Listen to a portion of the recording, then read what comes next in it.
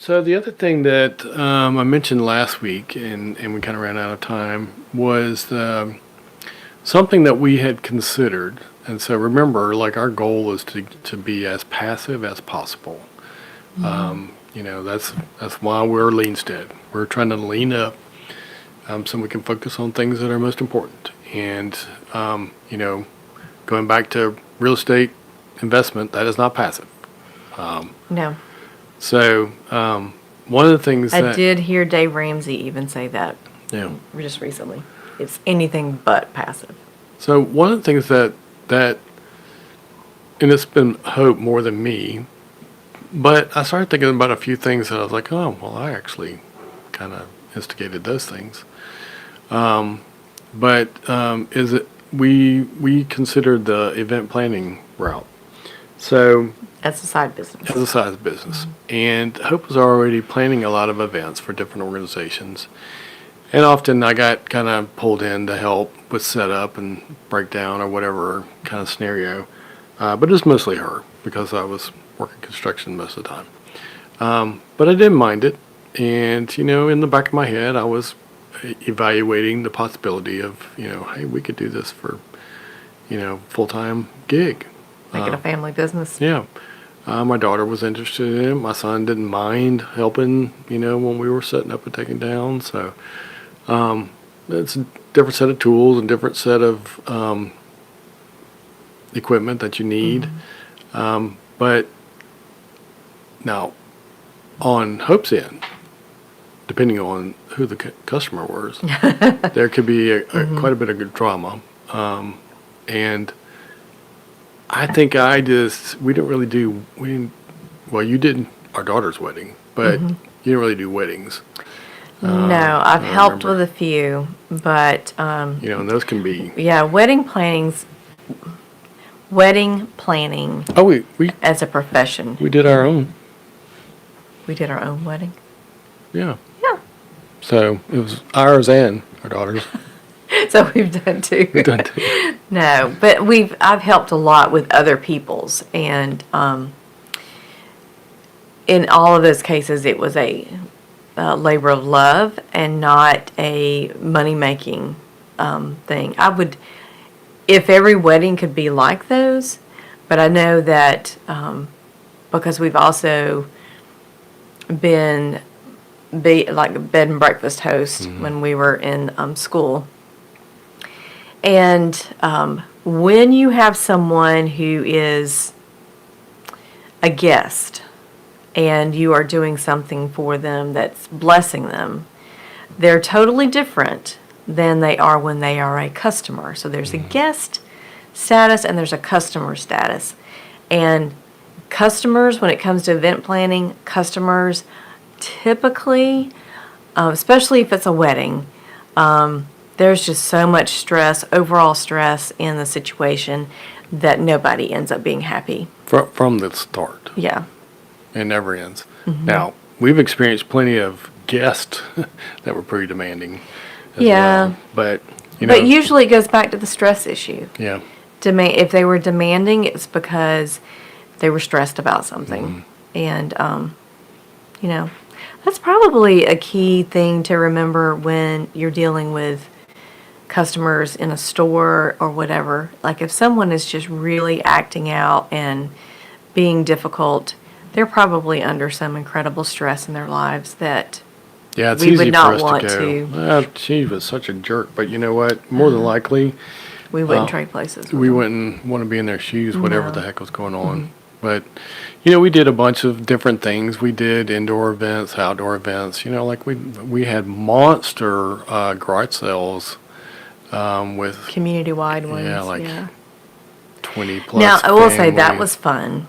Well, it's for you. You didn't go get all those tables, and I did. Early in I the was a morning. big part of it. did you get the tables with me? Uh-huh. For real?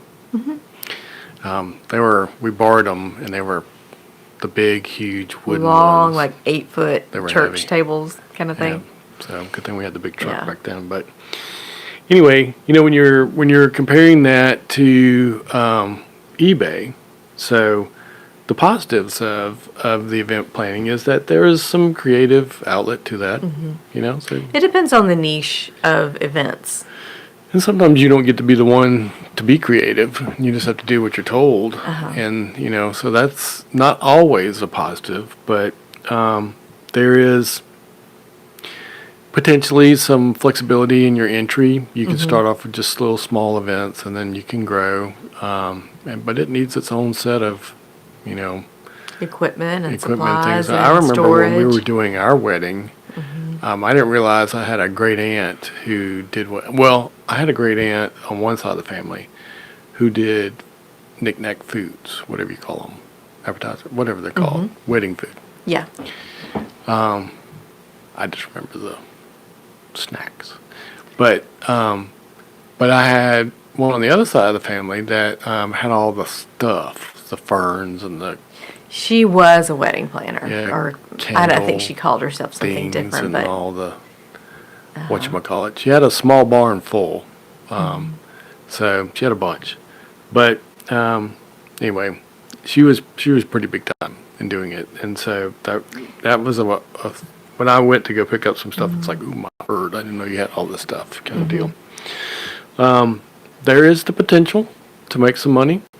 The problem's going to be that, when you start off, people go, well, whose wedding did you do? And yeah, well, mine, my daughter's. And so it takes a minute, takes a little bit longer to get ramped up and get your name out there, and you got to have some successful events. We actually have, and especially you, have done enough of them that we could build, kind of a resume, which is why I was considering it.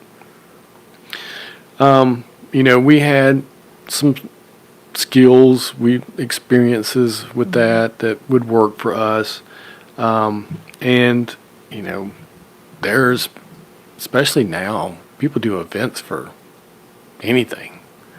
yeah, I Like will say all the time there's that an event for something. that is one of the cons of event planning in today's culture is that things change so fast and things that styles, like their trends come and go so much faster now than they used to. So it used to be that, someone who did weddings, like they made the same 20 type, kinds of cakes or whatever. Like there were just, there were wedding foods that you had and everybody had those at their wedding. But now everybody wants to do something different. They want to be on trend. Unique. They want to be unique. Which is funny because they all want to be unique, but they end up doing the same things until somebody else comes up with another idea. But just trends in general change so fast right now that it would take a lot. It would cost a lot to keep your supplies and your equipment and everything up to date. And then so you're turning over and selling a lot of stuff too. Yeah, and also, some negatives that we experienced was we did some pretty big events and it took us weeks to recover. I mean, it was super exhausting all the way up to the event, and then it took us weeks to recover from the event. And so if it's not something you can do continuously, you're not really making... Yeah, you've got to, if it's a big event, you've got to manage a lot of manpower in order to be able to set up and take down quickly. And you don't have any choice but to do that when you're renting different venues. Yeah. Like, you've got to be able to turn it quick. They have to be able to turn it quick. Yeah, I didn't even note down the whole, sometimes outdoor, you're at the mercy of the weather and everything else.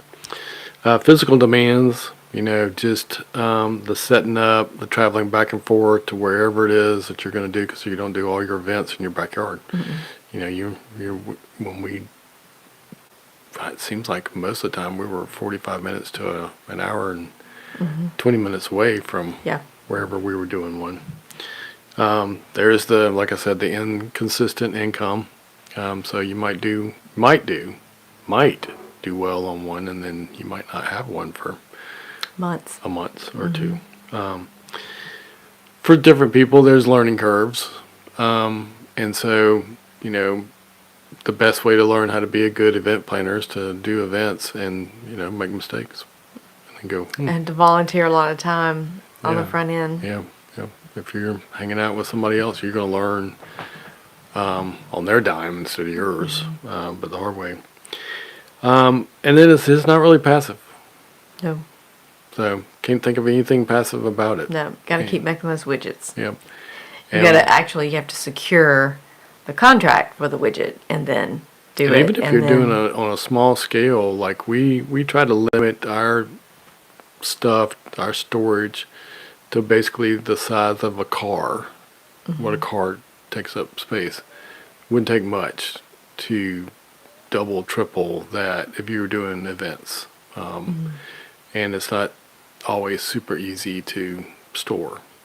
And often people don't keep it in a climate controlled space, and that's not good for yeah. the things, the stuff. So anyway, you know, that being said, when you're comparing the two, eBay's more passive than the other. eBay's a little more steady, which, you know, not right now. But I mean, we are still selling stuff. We got what, 3 sales Yeah. today so far, so it's not terrible. 3 more than a goose egg. You know, the risk is a little less with eBay than, you know, what if we, you know, rented a space and put all this money out for different things and then couldn't get Yeah. paid. That's true. So if we lose a shirt, I'm not gonna cry. Well, maybe, but Depends on the shirt. yeah. If it was one you wanted. You know, physical time demands, both of those, it's a lot. It's Yeah, I will say too, I was just thinking about this morning in light of the fact that you have been sick. And we are full-time eBay resellers, but we don't work a strict 9 to 5 or strict hours because of your, you know, like you can only go for so long and then you need to take a break, walk away, sometimes go lay down and or I something. don't know when it's gonna happen. You know. Yeah. So I can't So- say every day at this time. So that, to me, I think that is one of the things that's really a great benefit to someone who needs income, who has a limited number of hours at a time that they can, you know, that physically can work. And we have the benefit of being able to kind of spread that out throughout the day, and I'm able to like block some time and work on other things. But it does allow you to, you know, work 2 or 3 hours at one time, take a break, watch something, eat, Sometimes Yeah. lay down. lay down, like whatever the break needs to be. You know, sometimes it's just sitting in a webinar or something. But you can come back to it. Speaking of which, To- I think I have one today. But the beauty of being able to do eBay work it around your lifestyle. Event planning, you were at the mercy of somebody else's schedule. Yeah, and this week, like I said, since Saturday, I just felt like death warmed over every day. But every day, I found a pocket, got my listings Of done, energy. You know, A little boost. wasn't the same Go take a time. double shot. Wasn't the same time every day, but you know, still got it done. So, and if we were doing an event, you know, somewhere else where I gotta get up and go, I mean, that was the other thing about it. Now, this wasn't an issue when we were considering it, but now, praise the Lord, we're not doing it because my part was the physical part, and I can only do a little bit of that. And you know, if we were going to some place that's an hour and a half away from here, and And then you needed to work a 14-hour day. yeah, like that didn't work. No. So We are beyond yeah, event planning days. yeah. I mean, And very, very thankful for eBay. it's kind of a different. There's a version of this that, you know, with the online community is similar to event planning, but virtually.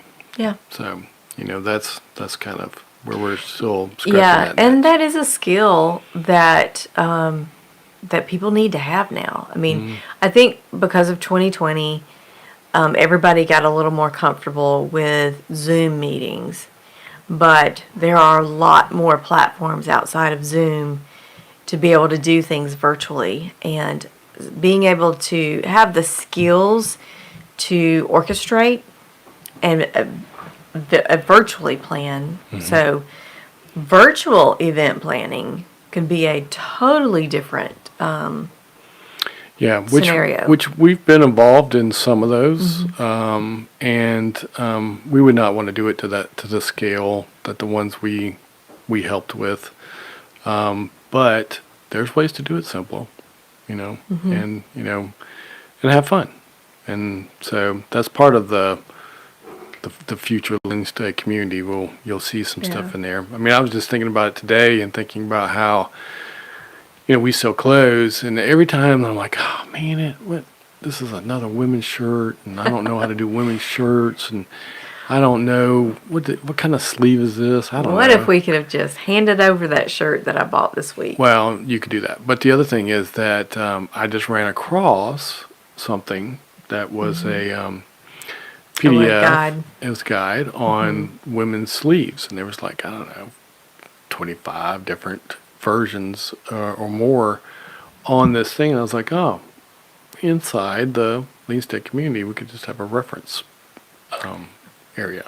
And so you can As just a go resource. in there as a resource. That would be good. And people that go, oh, You well. need to make sure you put that one in there. Yeah, I mean, I just thought about that today, and when someone was like, "I can't figure out for the life of me, I always forget how you date Levi's." Well, look here.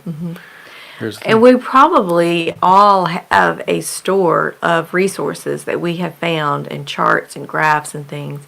I know I have a ton of things that are in my notes that I go back to when I'm doing listings on a regular basis that I would love to be able to share and make available to people in a group. Yeah, I mean, that's part of the deal. So we'll talk more about that. I said I was going to be, Johnny A on little the spot brief. at this, but next week I'll for sure, Lord willing, Go hold him to it. have enough.